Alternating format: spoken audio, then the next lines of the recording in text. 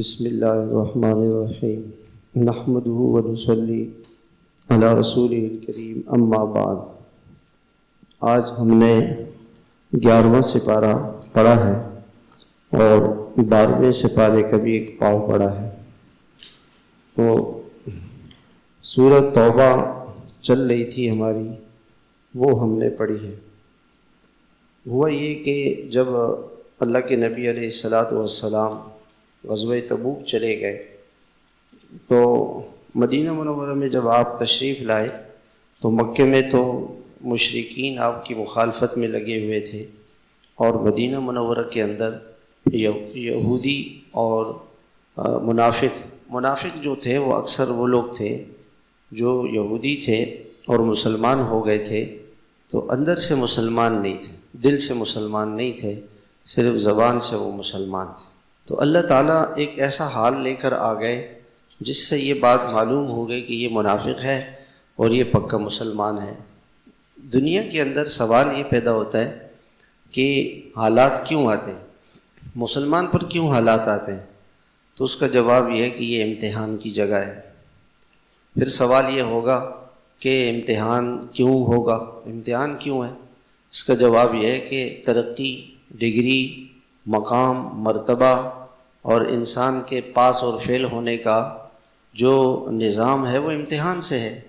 اگر ایک بچہ امتحان نہیں دینا چاہتا، ساری زندگی وہ پہلی کلاس میں ہی رہے گا، وہ آگے ترقی نہیں کر سکے گا۔ ترقی تو امتحان سے ہوگی۔ ترقی کس چیز سے ہوگی؟ امتحان سے ہوگی۔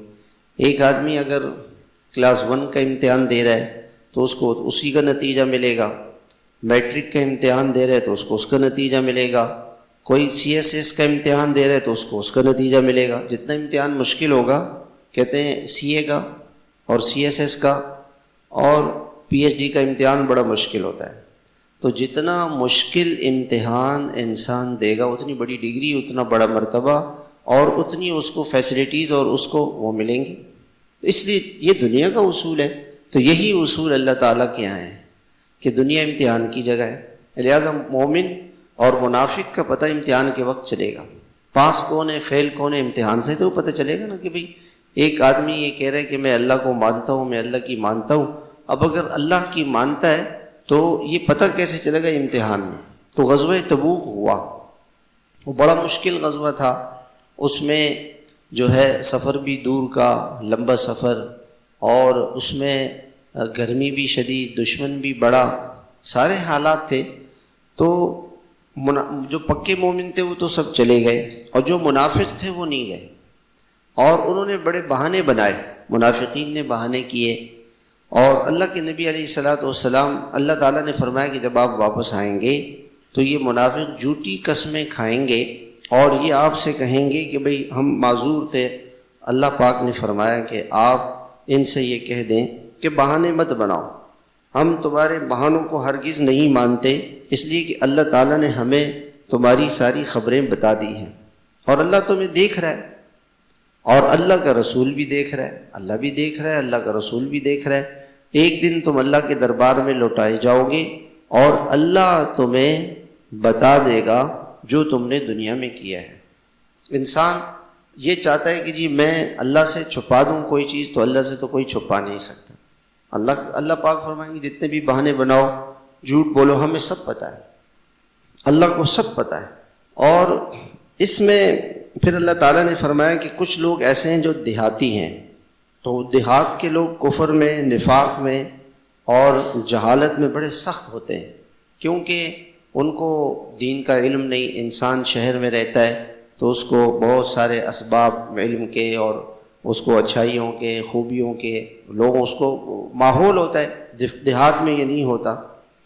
اور دیہاتی لوگوں سے اگر آپ ان سے کہتے کہ اللہ کے نام پہ خرچ کرو، تو وہ یہ کہتے کہ یہ تو تاوان ہے، ٹیکس ہے، آپ ہم سے ٹیکس لے رہے ہیں۔ اور دیہاتیوں کے ذہن میں یہ ہے کہ ہمیں انتظار ہے کہ مسلمانوں پر کوئی پریشانی، کوئی بلا، کوئی مصیبت آ جائے۔ اور لیکن دیہاتیوں میں کچھ ایسے بھی ہیں جو اللہ پر اور اللہ کے آخرت کے دن پر ایمان لاتے ہیں، اور جو اللہ کے نام پر خرچ کرتے ہیں اس سے وہ اللہ کا قرب چاہتے ہیں اور اللہ کے رسول کی دعائیں لینا چاہتے ہیں۔ ایسے لوگوں کو اللہ تعالیٰ اپنی رحمت میں داخل فرمائیں گے۔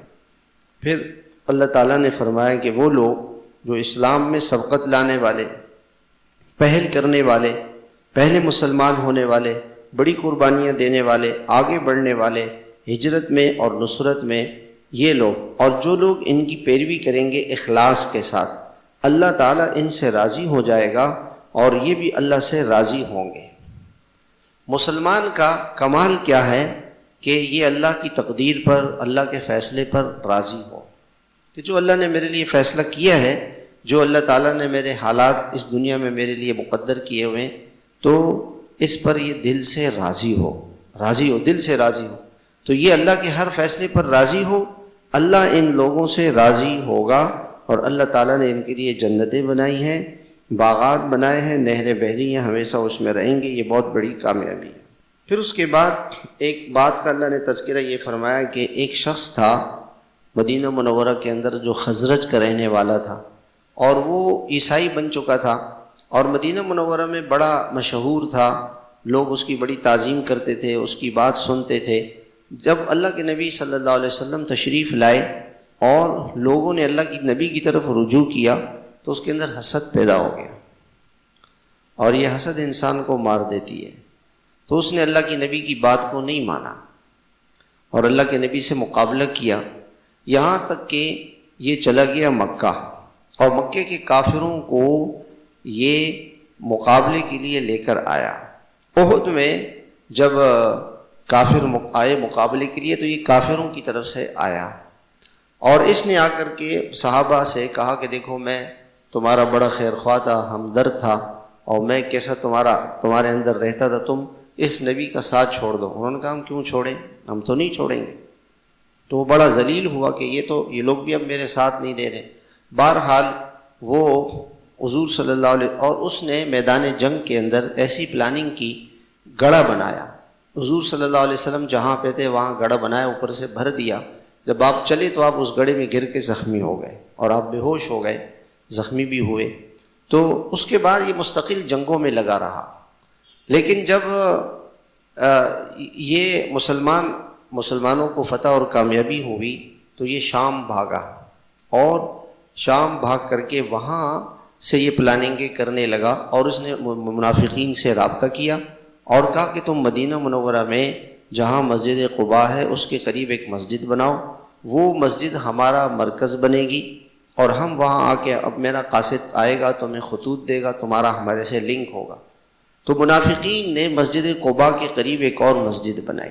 جب اللہ کے نبی تبوک سے آ رہے تھے تو انہوں نے اللہ کے نبی سے کہا کہ آپ یہاں نماز پڑھیں تاکہ پھر ہم اس مسجد کو آباد کریں۔ تو جبریل امین آ گئے، اور جبریل امین نے کہا کہ یہ مسجد نہیں ہے، یہ مسجد تو انہوں نے اس لیے بنائی ہے کہ تاکہ مسلمانوں کے خلاف یہاں بیٹھ کے پلاننگیں کریں۔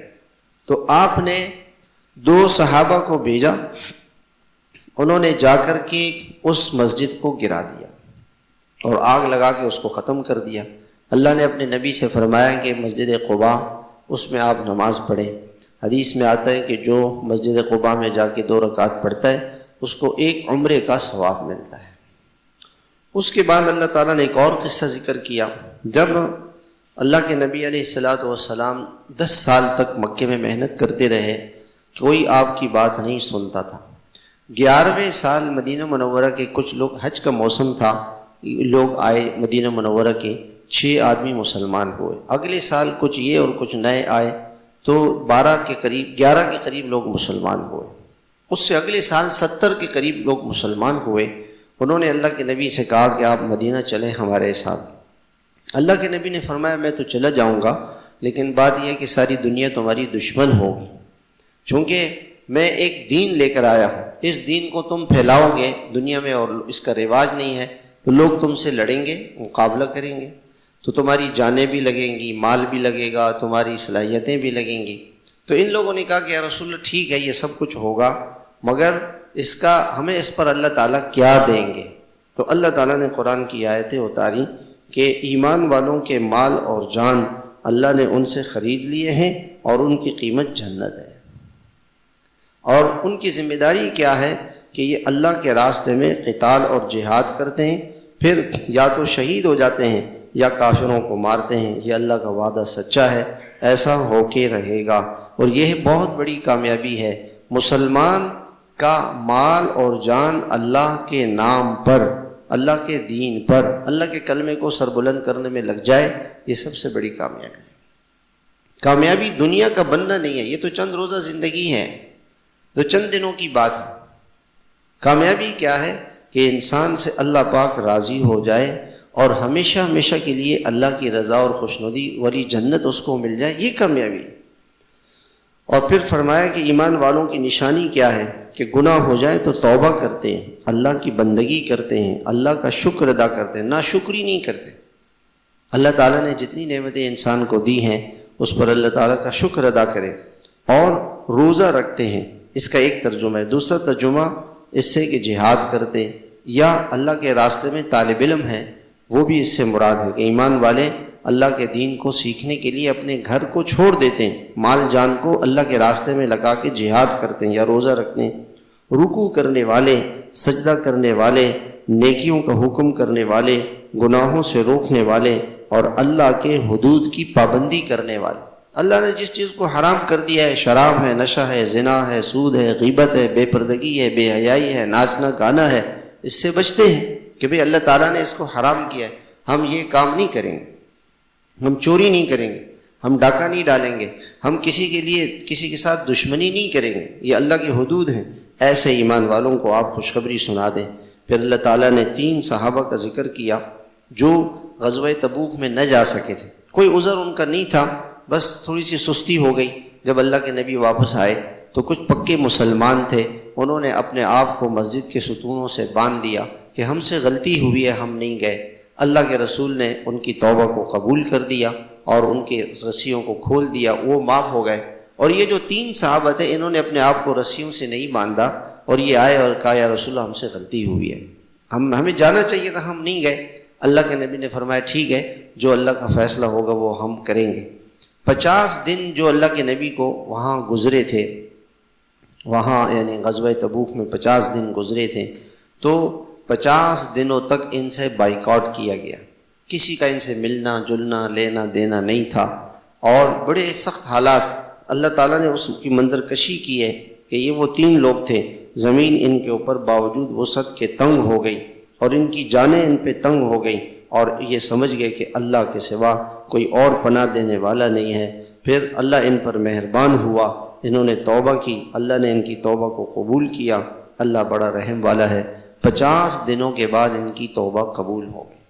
اور یہ جو صحابی تھے، حضرت کعب رضی اللہ تعالیٰ عنہ اس میں بڑے صحابی تھے، انہوں نے جب ان لوگوں نے ان سے یہ کہا کہ جاؤ منافقین نے جھوٹ بولا ہے، تم بھی کوئی جھوٹ بول لو پھر بعد میں توبہ کر لینا، انہوں نے کہا نہیں میں جھوٹ نہیں بولوں گا، سچ سچ کہا کہ یا رسول اللہ میرا کوئی عذر نہیں تھا، بس سستی ہو گئی۔ جب یہ اللہ کی طرف سے خوشخبری آئی تو انہوں نے کہا کہ یا رسول اللہ جتنا بھی میرا مال ہے وہ سب اللہ کا ہے، میں اس مال کی وجہ سے نہیں جا سکا تھا، میرے پاس دنیا کی چیزیں تھیں، یہ سب اللہ کا ہے۔ آپ نے فرمایا نہیں ایسا کرو، 2 حصے اپنے پاس رکھو اور 1 حصہ اللہ کے نام پر دے دو، اللہ کے نام پر 1 حصہ دے دو۔ اس کے بعد پھر تو اللہ تعالیٰ نے اس آیت میں فرمایا کہ ایمان والو اللہ سے ڈرتے رہو اور سچوں کے ساتھ رہو۔ سچوں یہ فرماتے ہیں پھر ساری زندگی میں نے قسم کھائی کہ میں ہمیشہ سچ بولوں گا، میرے پر بڑی مشکلات آئی لیکن اللہ نے میری مدد کی۔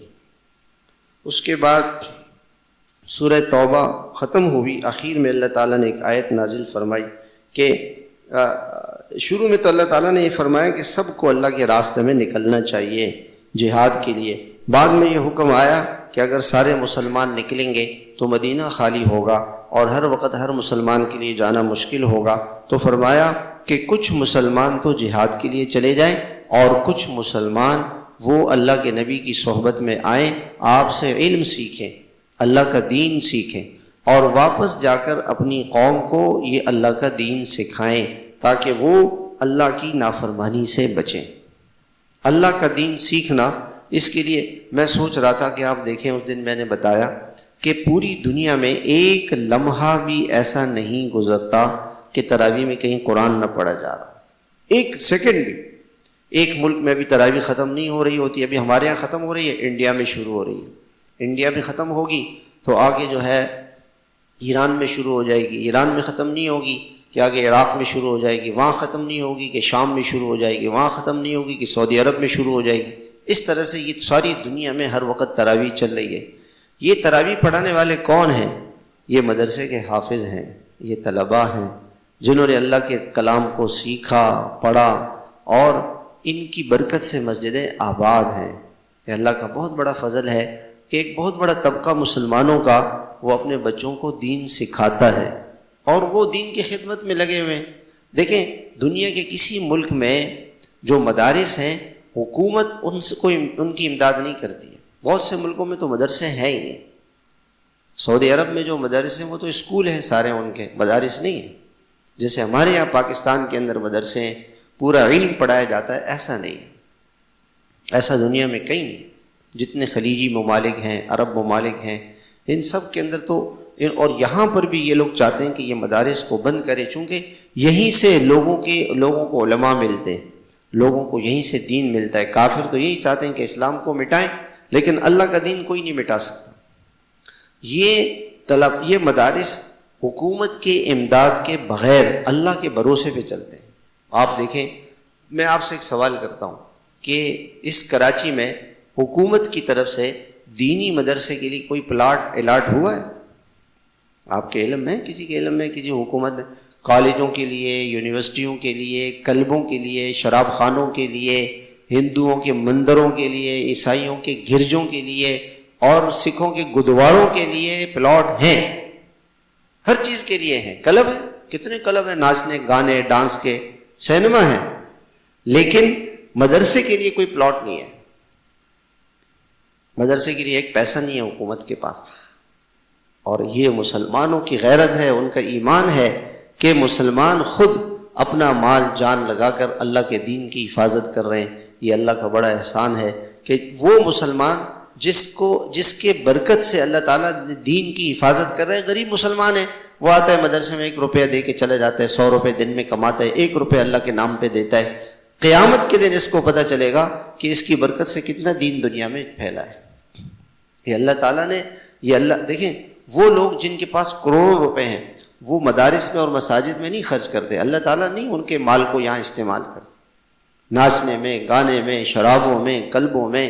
اس میں تو ان کا پیسہ لگے گا، جوئے میں لگے گا، شراب میں لگے گا، نشے میں لگے گا، رشوتوں میں لگے گا، مسجد مدرسے میں نہیں لگے گا۔ یہ تو اللہ تعالیٰ نے غریب مسلمانوں کو توفیق دی ہے، وہ اپنا مال جان لگاتے تاکہ اللہ کا دین، اب دنیا میں جتنی بھی تراویح ہوگی، جتنا بھی دین پھیلے گا، یہ سارا کا سارا ثواب ان لوگوں کو ملے گا جو اللہ کے دین کو زندہ کرنے کے لیے اپنے جان، مال، اپنی صلاحیتیں لگا رہے ہیں۔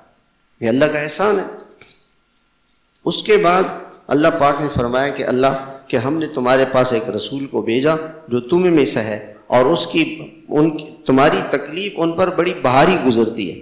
اللہ کے نبی کو امت کی تکلیف اور غم ہوتا تھا، اور اللہ کے نبی حریص ہیں تمہاری بھلائی، تمہاری خیرخواہی کے، اور ایمان والوں پر بڑے مہربان ہیں اور شفیق ہیں۔ رؤوف الرحیم یہ اللہ کا نام ہے۔ اللہ تعالیٰ نے یہ نام اپنے نبی کو دے دیا۔ دیکھیں اللہ نے کیسے نبی ہمیں عطا فرمائے۔ میرے محترم بھائیوں، ہمیں اس نبی کی قدر کرنی چاہیے۔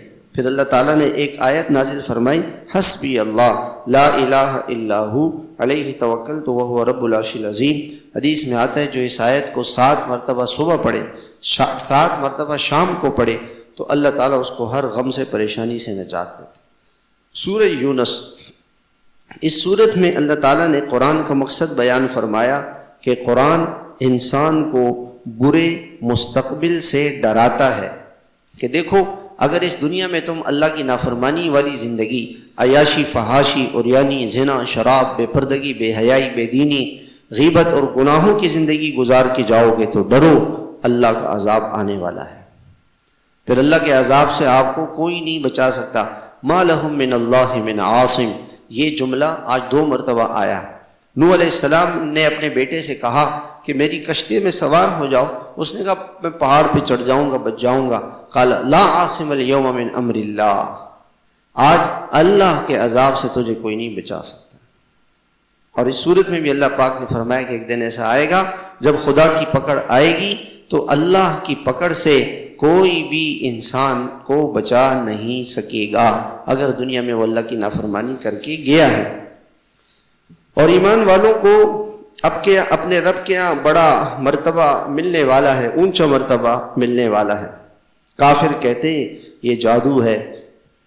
دیکھو اس کلام میں اللہ نے کہا تمہارا رب اللہ ہے، تمہیں اللہ پالتا ہے، وہ تمہارا خالق ہے، آسمانوں کا خالق ہے، زمینوں کا خالق ہے، عرش کا مالک ہے، اس دنیا کی ساری تدبیریں اس کے حکم سے ہوتی ہیں، اس کے حکم سے ہی شفاعت ہوگی، وہ تمہارا اللہ ہے، تم اس کی بندگی کرو، اسی کے پاس تم نے لوٹ کے جانا ہے، یہ اللہ کا وعدہ سچا ہے۔ کب جائے گا؟ ہو سکتا ہے کل صبح چلا جائے۔ آج کی رات کتنے لوگوں کی زندگی کی آخری رات ہوگی، اور کل صبح ان کی اللہ سے ملاقات ہوگی۔ اچانک ایک دن ایسا آئے گا کہ انسان اللہ سے ملاقات کرے گا۔ اسی نے تمہیں پہلے پیدا کیا ہے، بعد میں پیدا کرے گا، اسی نے سورج بنایا، چاند بنایا، دن رات کا نظام بنایا۔ یہ سب کچھ جو لوگ اللہ سے ملاقات کی امید نہیں رکھتے، دنیا کی زندگی پر مطمئن اور خوش ہو کے بیٹھے ہیں، ایسے لوگوں کے لیے جہنم کی آگ ہے۔ جو ایمان والے ہیں اللہ تعالیٰ ان کی رہنمائی کرے گا۔ جب جنتی جنت میں جائے گا تو ہر جنتی کو اس کی جنت معلوم ہوگی، نہریں بہہ رہی ہوں گی، نعمتیں ہی نعمتیں ہوں گی۔ ان کو کوئی چیز چاہیے ہوگی تو سبحان اللہ کہیں گے، فوراً فرشتے حاضر ہو جائیں گے اور جو وہ چاہیں گے وہ مل جائے گا۔ درخت کے پاس سے گزریں گے، سبحان اللہ کہیں گے، درخت کا پھل کٹ کے خود آ جائے گا۔ پرندہ سامنے سے گزرے گا، سبحان اللہ کہیں گے، وہ پرندہ کٹ کے سامنے آ کے پڑ جائے گا۔ اور ایک دوسرے سے ملیں گے تو سلام کریں گے۔ جنت میں جنتی ایک دوسرے کو سلام کریں گے، فرشتے سلام کریں گے اور اللہ سلام کرے گا۔ کیسے مزوں کی زندگی ہوگی۔ دنیا میں انسان پر تھوڑے سے حالات آتے ہیں تو انسان پریشان ہو جاتا ہے، پریشان نہیں ہونا چاہیے۔ پریشان اللہ تعالیٰ نے فرمایا ہم نے پچھلی قوموں کو ہلاک کیا جب انہوں نے ظلم کیا، ہماری نافرمانیاں کی۔ ہم نے رسولوں کو بھیجا کھلی نشانیاں دے کر، انہوں نے رسولوں کو نہیں مانا۔ ہم یوں ہی مجرموں کو سزا دیں گے، ہم نے ایسے ہی مجرموں کو سزا دی۔ اس کے بعد ہم نے تمہیں زمین پر بسایا۔ ہم دیکھنا چاہتے ہیں کہ تم کتنا اللہ تعالیٰ کی فرما برداری کرتے ہو۔ یہ مکے کے کافر آپ سے کہتے تھے اس قرآن کو آپ بدل دیں۔ آپ نے فرمایا یہ اللہ کا کلام ہے، میں کیسے اس کو بدل سکتا ہوں؟ اس کے بعد فرمایا کہ اللہ وہ ذات ہے جو تمہیں سلامتی والے گھر جنت کی دعوت دیتا ہے۔ اللہ تمہیں جنت کی طرف بلا رہا ہے، دنیا کے بجائے جنت کی طرف بلا رہا ہے۔ جنت دیکھیں نا، جیسے آج دنیا میں آپ جائیں گے نا، جگہ جگہ آپ نے ایڈورٹائز دیکھی ہوگی، اتنی بلڈنگ، ایسے مکان، ایسی دکانیں، ایسے فلیٹ۔ ایسی اللہ تعالیٰ تمہیں بتا رہے ہیں جنت کے مکانات، جنت کی نہریں، جنت کی حوریں، جنت کے باغات، جنت کی خوشیاں، جنت کی نعمتیں، اس کی طرف تمہیں بلا رہے ہیں۔ اور جنت میں ایمان اور جو نیکی کرے گا اس کے لیے جنت ہے اور اللہ کا دیدار ہے۔ سب سے زیادہ مزہ اور لذت اللہ کے دیدار میں آئی۔ ان کا چہرہ سفید خوبصورت ہوگا، سیاہی نہیں ہوگی، ذلت نہیں ہوگی۔ اور جو اللہ کے نافرمان ہیں ان کے چہرے سیاہ ہوں گے، اللہ کا عذاب ان کے اوپر آئے گا، کوئی ان کو بچا نہیں سکے گا۔ پھر وہ مشہور آیت جس کا میں نے خلاصے کے بعد کہا کہ دیکھو اللہ تعالیٰ فرماتے ہیں اللہ غور سے سنو، اس بات کو غور سے سنو، اللہ کے دوست ان پر کوئی خوف نہیں، کوئی غم نہیں، وہ اللہ کو پر ایمان لاتے ہیں، اللہ سے ڈرتے ہیں، اللہ کی نافرمانی سے بچتے ہیں۔ ان کے لیے دنیا میں خوشخبریاں ہیں، آخرت میں خوشخبریاں ہیں۔ یہ خدا کی بات تبدیل نہیں ہوگی، یہ بہت بڑی کامیابی ہے۔ اے نبی جی آپ رنج نہ کیجئے، عزت اللہ کے ہاتھ میں، وہ سب سن رہا ہے، وہ دیکھ رہا ہے، وہ آسمان و زمین کا اکیلا بادشاہ ہے۔ پھر حضرت نوح علیہ السلام کا قصہ، حضرت موسیٰ علیہ السلام کا قصہ، اور فرعون کو غرق کرنے کا، نوح علیہ السلام کی قوم کو غرق کرنے کا۔ یونس علیہ السلام کی قوم نے اللہ تعالیٰ سے معافی مانگی، اللہ نے ان کو بچا لیا۔ اللہ تعالیٰ نے یہ سارے قصے ذکر کیے کہ دیکھو تم ایسے بننا چاہتے ہو جیسے فرعون تھا، ایسے بننا چاہتے ہو، اس کے ساتھ اللہ نے کیا کیا۔